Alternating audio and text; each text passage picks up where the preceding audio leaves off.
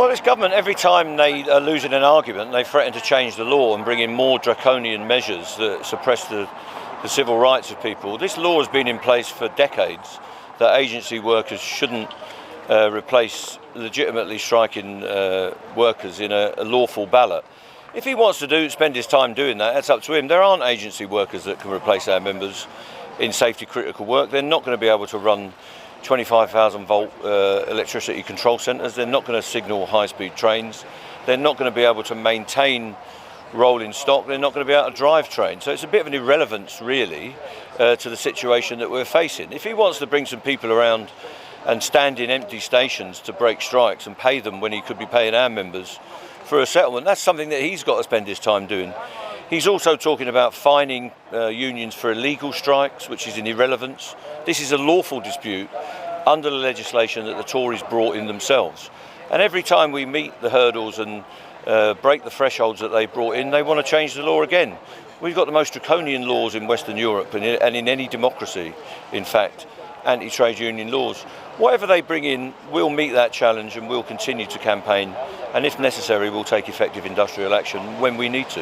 Well, there's a number of sticking points. They're complicated talks. There's a no compulsory redundancies issue where they're threatening to make our people redundant, and they've issued formal notice of that last night in Network Rail.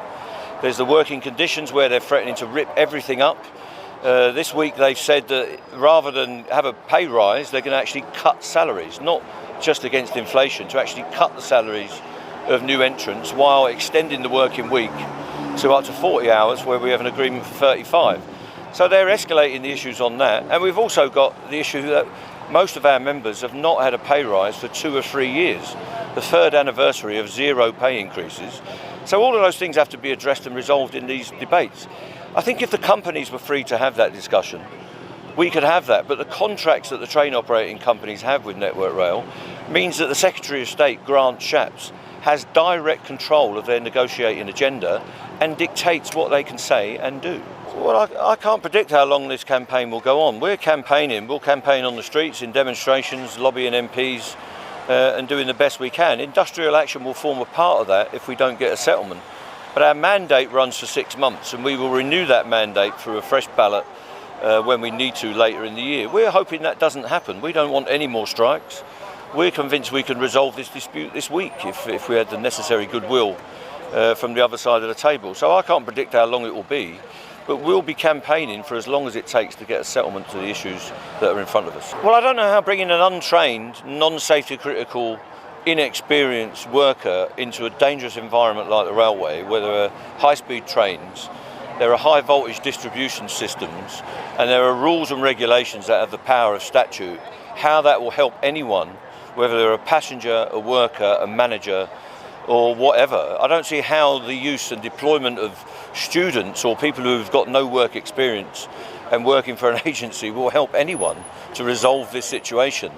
So as usual, he's just spouting nonsense that's given to him from some policy unit, which doesn't help to resolve the situations that are in front of us. Well, they're obviously at work. They're driving a builder's van, so this isn't affecting them. So there's a mixture of feelings. I understand when you disrupt the railway service because of strike action, people get angry and frustrated by that. We also get hundreds and thousands of messages of working people, including railway travellers and passengers, who support what we're doing, because like us, and like my members, they are subject to a pay freeze. And if you're a public sector worker, you've not had a proper pay increment since Cameron and Osborne were elected 12 years ago, and have been clamping down on wages and conditions ever since. So, we understand frustration. Our members don't want to be losing their money during strike action, and they would prefer it if we could get a deal. That's what we're pursuing.